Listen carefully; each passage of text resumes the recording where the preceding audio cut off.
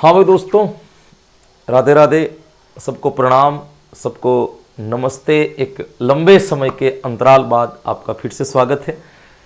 हम जो कुछ समय से एक गैप ले लिया था, कुछ बहुत छुट्टियां समझो या कुछ भी समझो, बहुत ज़्यादा ले ली थी, है ना। हम तो घूमने फिरने के लिए चले गए थे। उसके पीछे कारण जो था वो ये था कि सेकेंड ग्रेड के एग्जाम भी चल रहे थे, वापस सीईटी भी आ गई थी, तो कुछ बच्चे उसमें उलझे हुए थे। अब सारे बच्चे तृतीय श्रेणी को लेकर के वो लग चुके हैं कि बस अब जो है वो यही है, इसके अलावा कुछ भी नहीं है। हम आज से तीनों चीज़ों का शुरू कर रहे हैं। वैसे मनोविज्ञान का भी कर रहे हैं, रीति विज्ञान का भी कर रहे हैं, आईसीटी का भी कर रहे हैं, शैक्षिक परिदृश्य का भी कर रहे हैं। सबको मिला करके अपन कर रहे हैं दोस्तों। तो शैक्षिक परिदृश्य और सूचना तकनीकी के जो है हम 500 नहीं बल्कि 555 प्रश्नों को क्या करेंगे दोस्तों, सोल्व करेंगे। 555 प्रश्नों को सोल्व करने का मतलब इसमें 555 प्रश्न कौन से होंगे? शैक्षिक परिदृश्य और आईसीटी जो पहले किसी एग्जाम में आते थे, रीट में नहीं आ रहे लेकिन बहुत सारे एग्जाम में पहले से आ रहे हैं, तो वहां पे कौन कौन से प्रश्न पूछे गए हैं उनको पहले अपन सोल्व करेंगे। उसके बाद संभावित प्रश्न जो परीक्षा में आने लायक है उनको सोल्व करेंगे। कुछ प्रश्न ऐसे भी आएंगे जिनका आंसर जान के आपको आगे बढ़ना है, क्योंकि वो टॉपिक आपके जुड़ा हुआ नहीं है। तो जो पुराने प्रश्न है उनको याद रखना, कभी रिपीटेशन के मूड में हो एग्जामिनर्स और आपको प्रश्न उठा करके दे दे। चयन बोर्ड में ऐसा होता है, आधार सीमा से प्रश्नों को जोड़ते हैं, तो इसीलिए मैं थोड़ा सा अंदर अंदर से पढ़ाना शुरू करूंगा। थ्योरी मैंने आपको लगभग पूरी पढ़ा दी है, यूट्यूब पे भी पढ़ा दी है, एप्लीकेशन भी पढ़ा दी है, आपके सारे कंसेप्ट जो होंगे वो क्लियर होंगे। तो 555 प्रश्नों की ये सीरीज चलेगी। 30-40 प्रश्न जो है अपन डेली सोल्व करेंगे। बहुत छोटी क्लास होगी, 30-35 मिनट की क्लास होगी, इससे ज्यादा बड़ी क्लास नहीं होगी। 1 मिनट 1.5 मिनट का एक प्रश्न अपन सोल्व करते हुए आगे बढ़ेंगे। इन प्रश्नों को आपको देखना है। प्रश्नों की जो आंसर की है वो आपको पीडीएफ के रूप में टेलीग्राम पर मिल जाएगी, वहां ज्वाइन कर लें। एप्लीकेशन वाले बच्चों को ये वीडियो पहले ही वहां पे मिल जाएगा। क्लासें आपकी प्रीमियर रहेगी, लाइव बहुत कम रहेगी। प्रीमियर रखने के पीछे मेरा उद्देश्य क्या है दोस्तों, कि लाइव क्लास के अंदर क्या होता है कि बच्चों के कमेंट्स आते हैं, उनको जवाब देना, कुछ उदंडी बच्चे भी आ जाते हैं, हर कुछ सवाल पूछ लेते हैं, तो एक पूरा जो है फ्लो टूट जाता है, पूरा मुड़ाव जो है, अपनी गति जो है वो रुक जाती है। आपकी समस्याओं के लिए मेरे नंबर आपके पास में ही है, तो आप वैसे मुझे पूछ सकते हैं।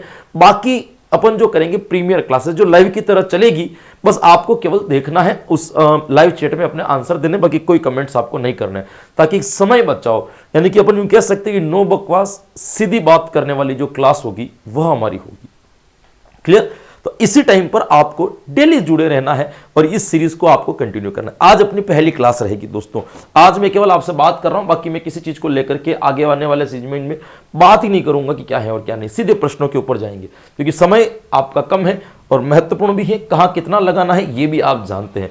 तो कोई शेयर नहीं, कोई कमेंट नहीं, लाइक भी करना हो तो करो, बाकी मत करना। शेयर भी करना हो तो करना, मत करना। सब्सक्राइब भी करना हो तो करना, मत करना। लेकिन काम की चीज है तो पढ़ करके जाना और परीक्षा में पास होकर के आना, वो असली लक्ष्य। ये लाइक शेयर सब्सक्राइब सब होते रहेंगे, इनसे कोई जीवन में ज्यादा फर्क नहीं पड़ता है ना। तो आज आपकी शैक्षिक परिदृश्य और आईसीटी की पहली क्लास है। आइए ऐसे कुछ प्रश्नों के बारे में चर्चाएं करते हैं जो पहले परीक्षा में पूछे जा चुके हैं। आज की क्लास का पहला प्रश्न आपके सामने यह रहा कि आईसीटी जो है, आईसीटी का परिभाषित किया गया है। यानी कि 4 ऑप्शन में से आपको बताना है कि ऐसा कौन सा ऑप्शन है जो आईसीटी की एक सटीक परिभाषा के रूप में खरा उतर रहा है। 4 में से किसी एक को आपको ऐसा चुनना है। तो पहली बात करें अपन ऑप्शन की, दोस्तों पहला ऑप्शन है सूचना संप्रेषण तकनीकी। ये तो एक फुल फॉर्म हो गई, या आप कह सकते हैं कि एक हिंदी मीनिंग हो गया इसका। ये तो कभी सही उत्तर हो नहीं सकता भाई, इसको अपन पहले ही काट देते हैं। विभिन्न तकनीकी उपकरण तथा संसाधन के रूप में जिससे सूचनाओं का संप्रेषण, सृजन, प्रसार, संग्रहण तथा प्रबंधन किया जा सके। क्या यह इसका उत्तर हो सकता है? संभावनाएं हैं, इसको मैं समझाता हूं, इसको अपन डॉट कर देते हैं। इंटरनेट का उपयोग करते हुए छात्रों द्वारा सूचना एवं संप्रेषण तकनीकी का उपयोग करना। देखो इस ऑप्शन को मैं 2 तरीके से काट लेता हूं कि सूचना या संप्रेषण में केवल इंटरनेट ही नहीं आता है, अन्य और संसाधन भी आते हैं, और इसका प्रयोग केवल छात्र नहीं करते हैं, बाकी दूसरे लोग भी करते हैं। दोनों चीजों की वजह से मैं इस ऑप्शन को काट दूंगा। ना तो ये केवल इंटरनेट को या छात्रों के द्वारा अपन नहीं कह सकते। सूचना संप्रेषक की तकनीकी उपकरणों का उपयोग करना, नहीं, ये भी नहीं हो सकता, क्योंकि ये कह रहा है संप्रेषक के लिए तकनीकी उपकरणों का उपयोग करना, जो सूचना भेजने वाला है उसके लिए एक टेक्निक्स का उपयोग करना होगा, नहीं होगा। इसको भी काट दो। यानी कि 3 मैंने काट दिए, तो वैसे ही अपना दूसरा वाला सही निकल रहा है, बिल्कुल यही है। क्या है सूचना तकनीकी? विभिन्न तकनीकी और उपकरण या ऐसे संसाधन जो सूचनाओं का संप्रेषण भी करते हो, जो सूचनाओं का प्रसार भी करते हो, जो सूचनाओं का संग्रहण भी करते हो, जो सूचनाओं का प्रबंधन भी करते हो और जो सूचनाओं का सृजन भी करते हो, उन सभी टेक्निक्स, उन सभी संसाधन, उन सभी इक्विपमेंट्स को अपन क्या कहेंगे दोस्तों? आईसीटी। तो एक स्पष्ट परिभाषा जो यहां पे निकल के आ रही है वो कौन सी निकल के आ रही है? 2 नंबर वाली। विभिन्न तकनीकी की उपकरण तथा संसाधन के रूप में जिससे सूचनाओं का संप्रेषण, सृजन, प्रसार, संग्रहण तथा प्रबंधन किया जा सके, ये आईसीटी की सबसे सटीक परिभाषा होगी। आंसर नंबर 2 यहां पे क्या हो जाएगा मेरा दोस्तों? राइट हो जाएगा। चलिएगा अगला प्रश्न क्या कहता है? सूचना ईवीएम संप्रेषण तकनीकी से तात्पर्य है। ये पहली बात तो यहां पे ईवीएम नहीं है दोस्तों, यहां पे आईसीटी है, थोड़ा प्रिंट मिस्टेक हो गया, यहां पे आईसीटी है। आईसीटी ये कह रहा है कि सूचना संप्रेषण आईसीटी तकनीकी से क्या तात्पर्य है? क्या तात्पर्य है? ऑप्शन 1 केवल सूचना संप्रेषित करना, ऑप्शन बी सूचना भेजने में इलेक्ट्रॉनिक युक्तियों का उपयोग करना, ऑप्शन सी सूचना इकट्ठी करना, ऑप्शन सी ज्ञान और दक्षता अर्जित करना। आईसीटी तकनीकी से क्या तात्पर्य? देखो, ज्ञान और दक्षता अर्जित करना ठीक है, सूचना इकट्ठी करना, केवल सूचना इकट्ठी तो क्या करेंगे दोस्तों? नहीं। सूचना भेजने में इलेक्ट्रॉनिक युक्तियों का प्रयोग करना, ऑप्शन बी। केवल सूचना संप्रेषित करना, यह भी नहीं। ज्ञान और दक्षता अर्जित करना, यह भी नहीं। ये वाला उत्तर सही हो रहा है। देखो, सूचना भेजने में इलेक्ट्रॉनिक युक्तियों का प्रयोग करना, यानी कि जो आपके तकनीकी संसाधन है, इलेक्ट्रॉनिक साधन है, इनके माध्यम से सूचना भेजना, ये आईसीटी है। सारे संसाधन भी इसी में आते हैं, इंटरनेट भी इसी में आएगा, आपका जो भी रेडियो, टेलीविजन वगैरह जितने कुछ भी आते हैं वो सारे के सारे इलेक्ट्रॉनिक युक्तियों के माध्यम से आएंगे। तो यहां सूचना भेजने में इलेक्ट्रॉनिक युक्तियों का प्रयोग करने को अपन क्या कहते हैं दोस्तों? आईसीटी कहेंगे। यहां पर 2 नंबर वाला ऑप्शन अपना क्या हो जाएगा? सही हो जाएगा। अगला प्रश्न, ये सारे प्रश्न पे एग्जाम में पूछे गए जहां पहले आईसीटी आती है, जहां पे है ना आपके देखिए आईटी है, आईसीटी पूरा नहीं है, लेकिन पहले पूछे गए प्रश्नों के उत्तर आपको पता होने चाहिए, क्योंकि रिपीट होने में मान लो, क्योंकि पहली बार रीट में आईसीटी जुड़ी है तो हो सकता है कि वो किसी दूसरे ग्रेड्स वगैरह में या जहां पे आईसीटी आ रही है तो वहां से प्रश्न है वो रिपीट करके आपके रीट में डाल दे, तो वो सारे में आपको 200-250 प्रश्न अभी तक जितने भी आईसीटी के आए हुए वो मैं 2-5-10 क्लासों के अंदर आपको करवा दूंगा। देखिएगा तीसरा प्रश्न आईसीटी से क्या कहता है? सूचना एवं संचार प्रौद्योगिकी क्या है? आईसीटी क्या है? प्रभावशाली सूचना की प्रक्रिया है, प्रदत्त एकत्रीकरण की प्रक्रिया है, मूल्यांकन की प्रक्रिया है, या आंतरिक तकनीकी की प्रक्रिया? देखो, आंतरिक नहीं है, पहले तो इसको काट दो, बाह्य भी है। केवल मूल्यांकन आईसीटी से अपन नहीं करते, 2 ऑप्शन अपने उड़ गए। अब यहां पे क्या है? प्रभावशाली सूचना की प्रक्रिया या प्रदत्त एकत्रीकरण की प्रक्रिया? देखो, मैंने क्या कहा कि सूचना आईसीटी क्या है? जो तकनीकी के माध्यम से, संसाधन के माध्यम से सूचनाओं का प्रसार भी करे, जो प्रबंधन भी करे, जो सृजन भी करे, जो संप्रेषण भी करे। अब यहां पे ये कह रहा है कि प्रदत्त एकत्रीकरण, तो केवल एकत्रीकरण के लिए भी आईसीटी का प्रयोग नहीं, ये भी काट दो। जब 3 कट जाएगा तो चौथा वाला अपने आप सही निकलेगा। बिल्कुल प्रभावशाली सूचना की प्रक्रिया है। नए तरह सूचनाएं तो पहले ही जाती थी, घोड़े के माध्यम से भी जाती थी, कबूतर के माध्यम से भी जाती थी, कई माध्यम थे, लेकिन आईसीटी क्या है? ये ऐसा क्या कर रहा है सूचना में? ये सूचना को तेज गति से लेकर के जा रहा है, आसानी से लेकर के जा रहा है, उस हर एक व्यक्ति तक सूचना लेके जा रहा है जो प्रत्यक्ष एवं अप्रत्यक्ष इलेक्ट्रॉनिक या किसी अन्य संसाधन से जो है जुड़ा हुआ है। तो इसीलिए अपन यहां पे कौन सा उत्तर सही निकालेंगे दोस्तों? प्रभावशाली सूचना की प्रक्रिया। किसी बात की आप मेरे से आशाएं मत रखना कि कुछ सुनाया जाए, कुछ नहीं, केवल आपको प्रश्न सुनना है, आगे बढ़ना है। क्लास 20 मिनट की हो जाएगी तो और बढ़िया है, 15 मिनट की हो जाए तो और अच्छा है, कम समय में अच्छा मिलना चाहिए आपको। इसलिए केवल प्रश्नों के ऊपर फोकस करना और पीडीएफ के लिए आप टेलीग्राम से जुड़ जाना। आईसीटी से अभिप्राय है, यानी कि यहां पे आईसीटी की आपको फुल फॉर्म पूछी है, इंटरनेशनल कम्युनिकेशन टेक्नोलॉजी। काट दो भाई, अंतरराष्ट्रीय कैसे हो सकता है? राष्ट्रीय भी है, नहीं हो सकता।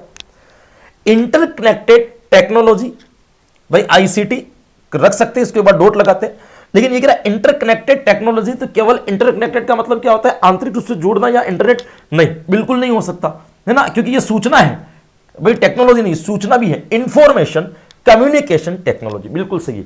इंफॉर्मेशन कम्युनिकेशन, सूचना संप्रेषण तकनीकी। इंफॉर्मेशन मतलब सूचना, कम्युनिकेशन का मतलब संप्रेषण, और टेक्नोलॉजी का मतलब तकनीकी। तो यहां पे आपका सही उत्तर तीसरा वाला हो जाएगा, इंटर कॉमन टेक्नोलॉजी भी नहीं होगा, कि इंफॉर्मेशन कम्युनिकेशन टेक्नोलॉजी इसका सही आंसर। ये प्रश्न पूछा गया है आईसीटी का। क्लियर दोस्तों? अगला प्रश्न क्या कह रहा है आपको? सूचना एवं संचार प्रौद्योगिकी का कार्य क्या है? सूचना और संचार प्रौद्योगिकी का कार्य पूछा है कि क्या कार्य है यहां पे। ऑप्शन 1 सूचनाओं का संकलन एवं संग्रह। मैंने पहले ही कहा भाई, बिल्कुल जोड़े रखना, सही है ये आंसर, 100% सही है। सूचनाओं का संप्रेषण करना यह भी सही है, सूचनाओं की प्रोसेसिंग करना बिल्कुल टेक्निक्स में आएगा यहां पे, इसमें सूचनाओं का पुनरुत्पादन करना यह भी इसके अंदर, मतलब चारों चीजें सही है यहां पे। ऑप्शन एक और होना चाहिए, सभी ऑप्शन यहां पे क्या होंगे आपके सही होंगे। पहला वाला भी सही है, दूसरा वाला भी सही है, तीसरा वाला भी सही है, यहां पे क्या है चौथा वाला भी सही है, सभी। ये प्रश्न जब आया था तो इसके बोनस अंक मिले हैं, लेकिन ये उत्तर जो है वो बिल्कुल क्या हो जाएगा आपके सटीक सही आंसर हो जाएगा। तो यहां पे आपका उत्तर यानी कि ये सभी ऑप्शन क्या हो जाएंगे, सही हो जाएंगे। ये वो आईसीटी के प्रश्न दोस्तों जो एग्जाम में आए हुए हैं, इसीलिए इनके आंसर आपको याद रखने। आईसीटी प्रश्नों से ही क्लियर होगी, रटने से आपको पता ही नहीं चलेगा कि आईसीटी में क्या पढ़ना है और क्या नहीं पढ़ना है। बाकी मैंने 4-5 क्लासें आपके डाल रखी है आपके सिलेबस के अकॉर्डिंग, वो देख लेना। कंप्यूटर के मुख्य कार्य क्या है भाई? कंप्यूटर, हालांकि कंप्यूटर बहुत ज्यादा पढ़ाया है आईसीटी वालों ने, इतना भाग भी नहीं है जितना कंप्यूटर पर लोड दिया है, लेकिन फिर भी प्रश्न तो आएंगे तो आपको वैसे ही पता होना। कंप्यूटर का मेन काम क्या है भाई? ऑप्शन एक, प्रदत्त संकलन, प्रदत्त संचयन, प्रदत्त प्रोसेसिंग या उपयुक्त सभी। ये कह रहा है इनपुट, आउटपुट या प्रोसेसिंग, दोनों काम होते हैं भाई। कंप्यूटर है क्या है? कंप्यूटर का काम ही बस 3 ही है। क्या है? किसी भी डाटा को वो क्या करता है दोस्तों, पहले इनपुट करता है, इनपुट के बाद उसको क्या करेगा, प्रोसेस करेगा, और प्रोसेस के बाद में क्या दे देगा, आउटपुट। यानी कि इसका काम जो है वो भी क्या है, केवल इनपुट लेना, प्रोसेस करना और आउटपुट देना। किसी चीज को लेना, उसके साथ में क्रिया करना और फिर उसका क्या दे देना, परिणाम दे देना। तो तीनों इसके कार्य होंगे। यहां पे अपना उत्तर सही जो निकलेगा वो क्या निकल जाएगा दोस्तों, उपयुक्त सभी। प्रदत्त संकलन, प्रदत्त संचयन, प्रदत्त प्रोसेस। ये जितने भी बच्चे इंग्लिश मीडियम में पढ़े ना, इसीलिए एससीटी के प्रश्न जो है वो आप अंग्रेजी में जाकर के देखना, आपको सही होगा। यहाँ से पता ही नहीं चलेगा ये क्या कह रहा है, प्रदत्त संकलन, प्रदत्त संचयन, नहीं पता चलेगा।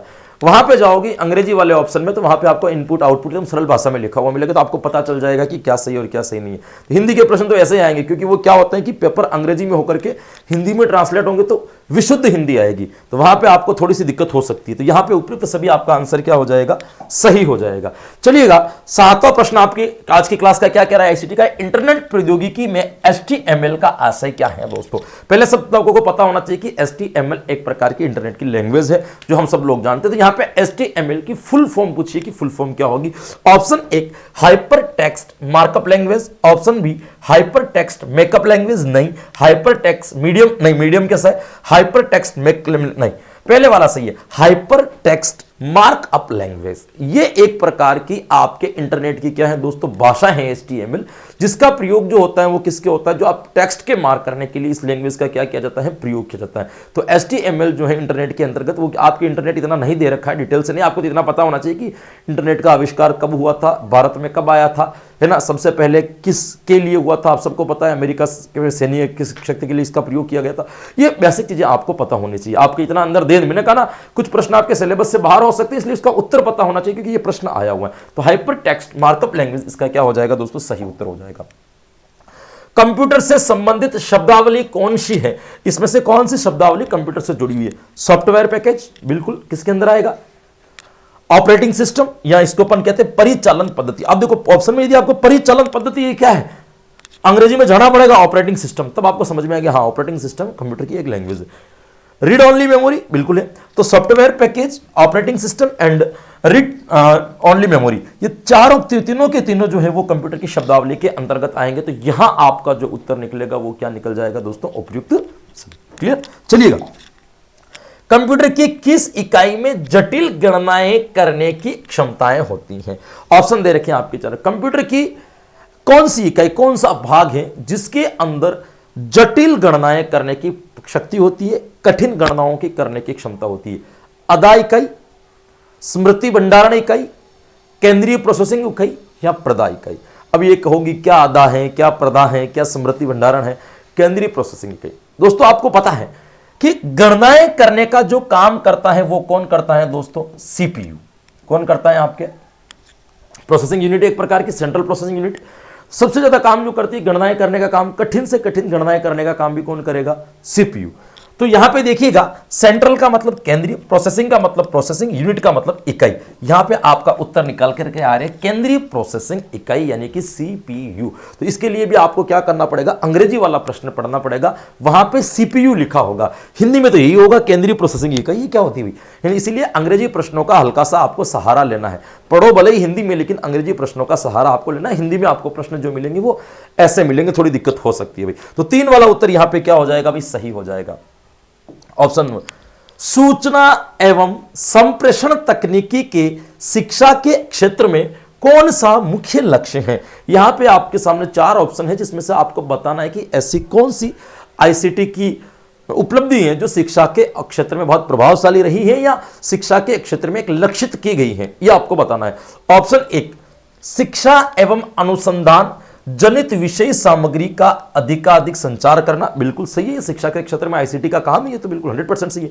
वर्तमान पीढ़ी को साइबर शिक्षा एज की भली भांति प्रस्थापित करना, यानी कि वर्तमान में जो बच्चे पढ़ रहे हैं उनको साइबर शिक्षा के बारे में बताना है कि साइबर एजुकेशन जो है वो क्या होती है, टेक्निक्स के बारे में बताना, ये भी सही है।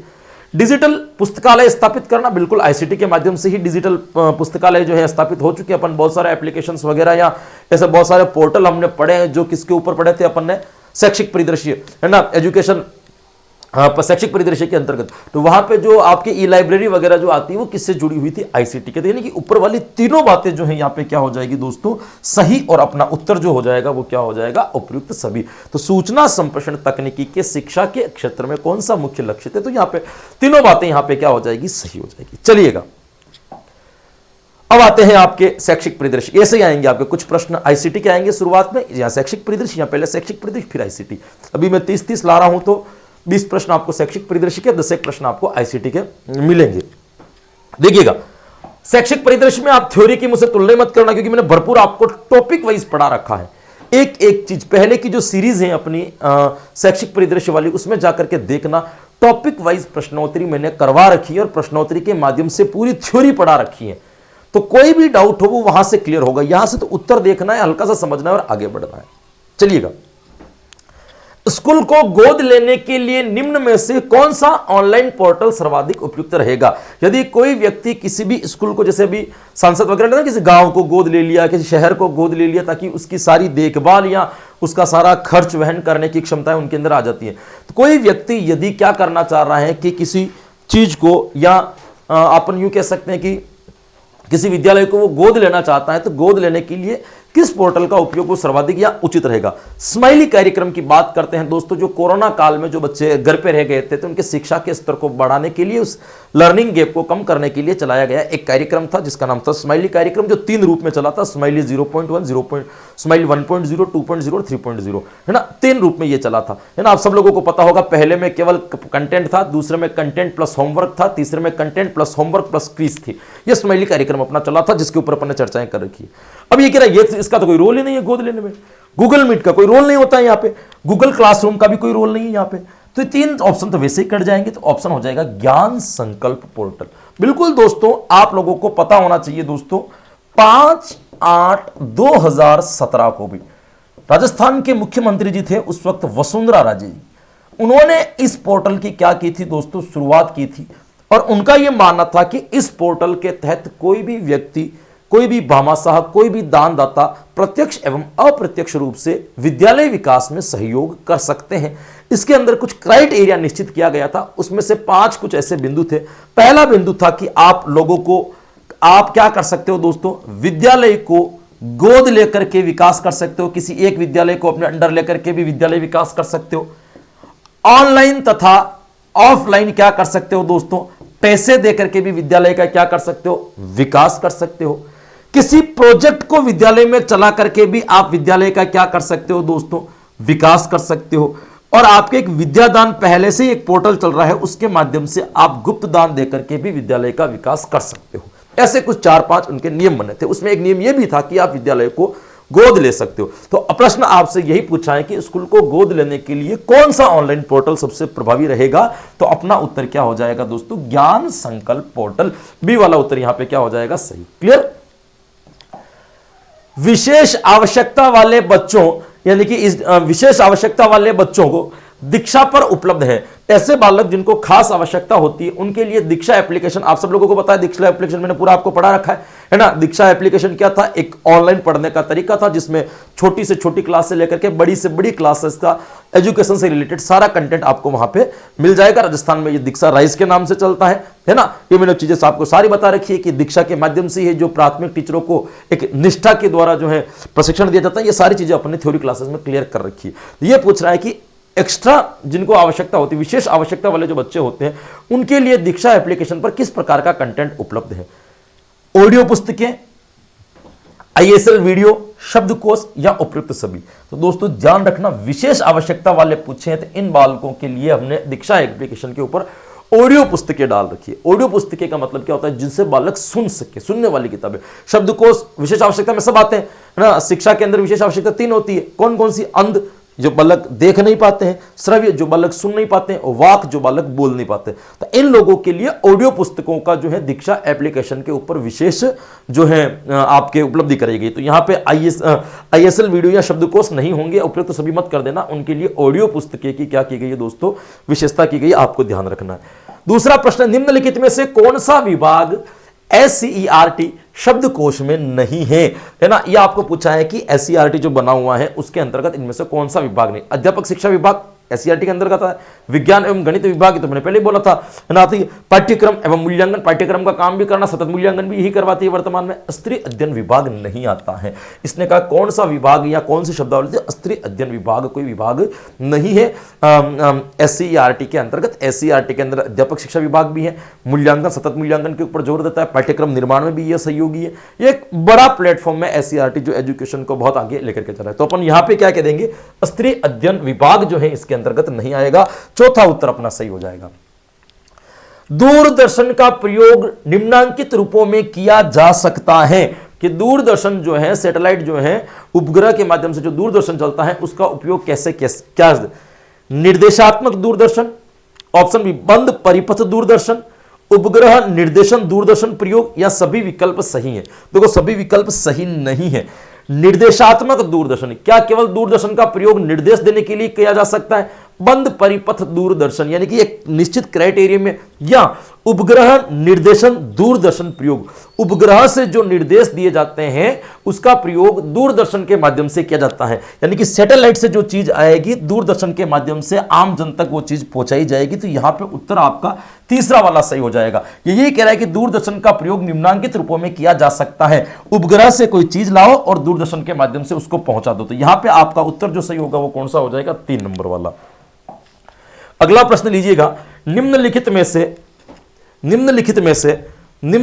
से क्या श्रव्य दृश्य शिक्षण सहायक सामग्री नहीं है? भाई कौन सा पूछा है? कौन सी सहायक सामग्री? देखो प्रीमियर क्लासेस का ये फायदा है, सीधा कंटेंट टू कंटेंट चल रहे हैं, किसी चीज की कोई बातचीत नहीं है ना, कोई कमेंट्स नहीं, कोई कुछ नहीं, प्रश्न उत्तर, बस यही। इसीलिए मैं इस क्लासेस को थोड़ा पढ़ने वाले बच्चों के लिए सबसे बढ़िया क्लासेस यदि कोई है तो वो ये प्रीमियर क्लासेस है।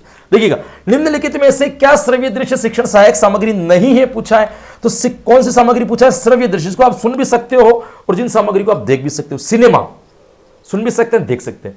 ड्रामा देख भी सक रहे, सुन भी सक रहे। टेलीविजन श्रव्य दृश्य सामग्री का सबसे बड़ा उदाहरण ही टेलीविजन है।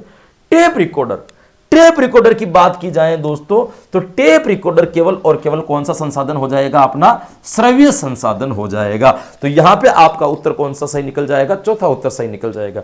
ये नहीं है तो क्या याद रखोगे? टेप रिकॉर्डर जो है वो है ना, वाल्डेमर पॉल्समैन जो है इसके आविष्कारक हैं। रेडियो की समय सीमा को समाप्त करने के लिए टेप रिकॉर्डर का आविष्कार किया गया था। तो यहां पे आपका उत्तर हो जाएगा टेप रिकॉर्डर, 4 वाला सही।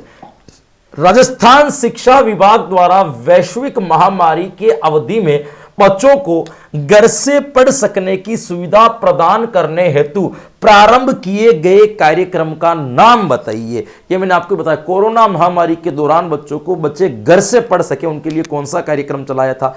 तो इमली कार्यक्रम को तो काट दो, ये कुछ नहीं है। सहेली कार्यक्रम भी कुछ नहीं है। दीक्षा कार्यक्रम तो पोर्टल पहले से चल रहा है जो बच्चों को ऑनलाइन कंटेंट उपलब्ध करवाता है। कोरोना काल में चला था अपना स्माइली कार्यक्रम, 3 स्टेप में चला था, है ना। स्माइल कार्यक्रम के माध्यम से दोस्तों घर बैठे बच्चों के लर्निंग गैप कम करने के लिए, घर बैठे बच्चों को शिक्षा देने के लिए कार्यक्रम चलाया गया था।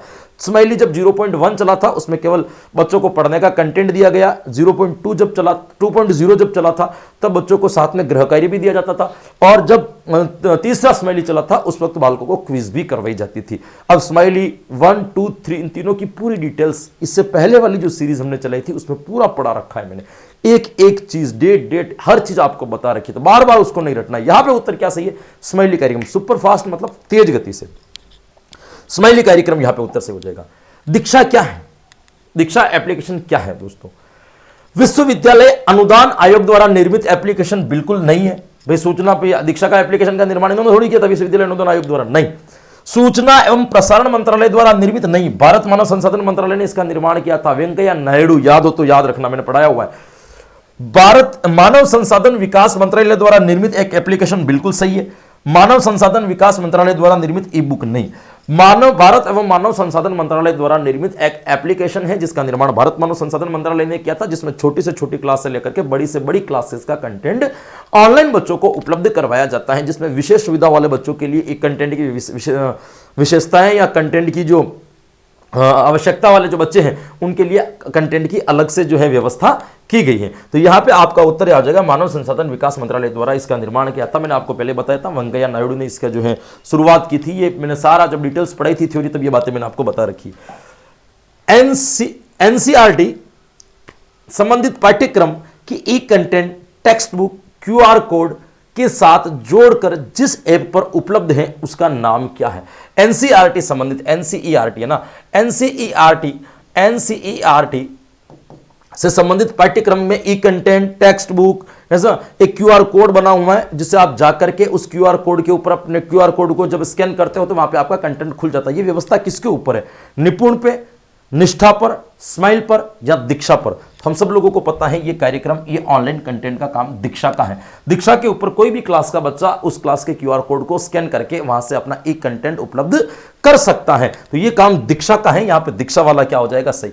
दीक्षा में क्या क्या शामिल है भाई? दीक्षा एप्लीकेशन में किस किस चीजों को शामिल किया गया है आपसे ये पूछा है। सक्रिय पाठ्य पुस्तकें बिल्कुल है, ई कंटेंट तो इंटरेक्टिव क्विज बिल्कुल है, ऑनलाइन पाठ्यक्रम है, उपयुक्त सभी, ये सारी चीजें दीक्षा के अंदर इंक्लूड की गई है। सक्रिय पाठ्य पुस्तकें भी है, इंटरनेट क्विज भी है, ऑनलाइन पाठ्यक्रम भी है, सारी की सारी चीजें दीक्षा एप्लीकेशन के अंदर क्या की गई है दोस्तों? शामिल की गई है। तो सही उत्तर हो जाएगा उपयुक्त सभी। दीक्षा ऐप के माध्यम से प्राथमिक शिक्षकों को कौन से ऑनलाइन प्रशिक्षण दिए जा रहे हैं? ये मैंने आपको कहा था कि कार्यक्रम चला था निष्ठा, जिसमें प्राइमरी टीचर्स को ट्रेनिंग दी जाती थी। तो प्राइमरी टीचर्स को ट्रेनिंग देने का काम किसके ऊपर? निष्ठा। और निष्ठा को अप्लाइड किसके ऊपर किया हुआ था? दीक्षा एप्लीकेशन के ऊपर। तो यहां पर आपको ध्यान रखना है कि दीक्षा ऐप के माध्यम से जो प्राइमरी टीचर्स को जो ट्रेनिंग दी जा रही है वो किसके माध्यम से दी जा रही है दोस्तों? तो उस कार्यक्रम का नाम है निष्ठा, जो चलता है किसके ऊपर है? दीक्षा के ऊपर। क्लियर? मैंने कहा था जब निष्ठा को दीक्षा में जोड़ा गया था, ये मैंने सारी डिटेल्स आपको लिखा रखी है, कब जोड़ा गया था, निष्ठा क्या था, निष्ठा के उद्देश्य क्या थे, दीक्षा के उद्देश्य क्या थे, सारी चीजें मैंने आपको पहले वाली सीरीज, आपको जाना पड़ेगा, यदि नहीं समझ में आ रही तो पहले वाली सीरीज में जाओ, 17-18 क्लासेस पड़ी हुई है आधे आधे घंटे की, वो देखो 7-8 घंटे में, फिर इसके ऊपर प्रश्नों के ऊपर आना, चीजें और समझ में आएगी। एमसीक्यू का मतलब होता है आगे बढ़ना, है ना। आप चीजों की वापस ये नहीं कि मैं आपको निष्ठा पढ़ाऊं, पूरा स्माइल पढ़ाऊं, हर एक चीज बताऊं, ऐसा पॉसिबल कभी नहीं हो सकता है। दीक्षा राइस का पूरा नाम क्या है दोस्तों? ये प्रश्न अभी हाल ही में भी पूछा गया था फर्स्ट ग्रेड के अंतर्गत। दीक्षा राइस का पूरा नाम क्या है दोस्तों? दीक्षा राजस्थान में जो चलता है दीक्षा का नाम तो आपको पता है, राइस का नाम Diksha Rajasthan institute school education नहीं, Diksha Rajasthan interface for school educators, बिल्कुल ये सही है दोस्तों, ध्यान रखना एजुकेशन नहीं आएगा, लास्ट में एजुकेटर्स आएगा, बिल्कुल सही है। इसमें भी एजुकेटर्स लिखा हुआ है, इसमें एजुकेशन, इसको काट दो। ये कह रहा है राजस्थान नहीं, इंफ्रास्ट्रक्चर फॉर स्कूल एजुकेटर्स नहीं, बी वाला सही है। Diksha Rajasthan interface for school educators, B वाला। ध्यान रखना एजुकेशन नहीं है, क्या है आपका? एजुकेटर्स है। दो शब्द याद रख लो, एजुकेशन और एक याद रख लो इंटरफेस। इंटरफेस और एजुकेटर्स जहां लिखा होगा वही आपके दीक्षा राइस का क्या होगा? पूरा नाम होगा। तो राजस्थान में जो दीक्षा का नाम है वो क्या है दोस्तों? दीक्षा राइस। तो ये आपको ध्यान रखना है, इसका नाम क्या है? इंटरफेस, और क्या याद रखना लास्ट में? एजुकेटर्स। ये प्रश्न अभी फर्स्ट ग्रेड में पूछा गया था। दीक्षा राइस पोर्टल का मुख्य उद्देश्य क्या है? दीक्षा राइस पोर्टल जो चलाया गया राजस्थान में, जिसका मुख्य उद्देश्य क्या है? ऑप्शन 1, शिक्षकों को एक उच्च गुणवत्ता वाला मंच प्रदान करना, उनको सशक्त बनाना। बिल्कुल, दीक्षा एप्लीकेशन पर कोई भी टीचर्स जो है बच्चों को पढ़ा सकता है, तो एक प्लेटफॉर्म उनको मिला है, बिल्कुल सही है।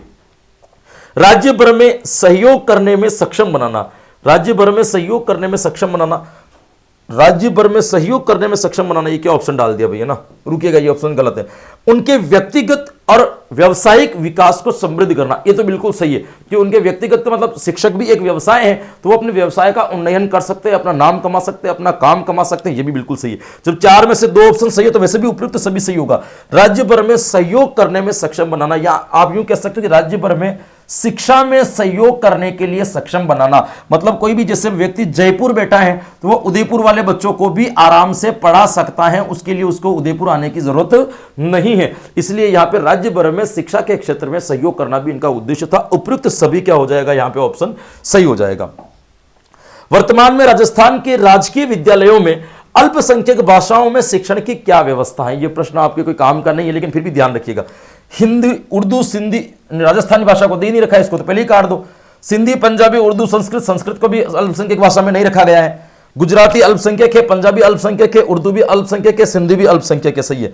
इधर वापिस सिंधी है, गुजराती है, उर्दू है, बंगाली को नहीं रखा गया है। ती वाला ऑप्शन सही हो जाएगा दोस्तों। गुजराती नहीं है, गुजराती है ना। गुजराती, पंजाबी, उर्दू और सिंधी ये वर्तमान में राजस्थान के राजकीय विद्यालयों में अल्पसंख्यक भाषाओं के रूप में पढ़ाया जाता है। कौन कौन सी पढ़ाई जा रही है दोस्तों? गुजराती, पंजाबी, उर्दू और कौन सी हो जाएगी आपके सिंधी। इन भाषाओं को राजस्थान में अल्पसंख्यक भाषाओं के रूप में पढ़ाया जा रहा है। तो तीसरा वाला सही हो जाएगा दोस्तों। संस्कृत तृतीय भाषा में आती है, अल्पसंख्यक में नहीं है। राज्य की शिक्षा के क्षेत्र में स्वशासी अभिकरणों का चयन करते हुए सही सेट को पहचानिए या समुच्चय को पहचान कीजिए।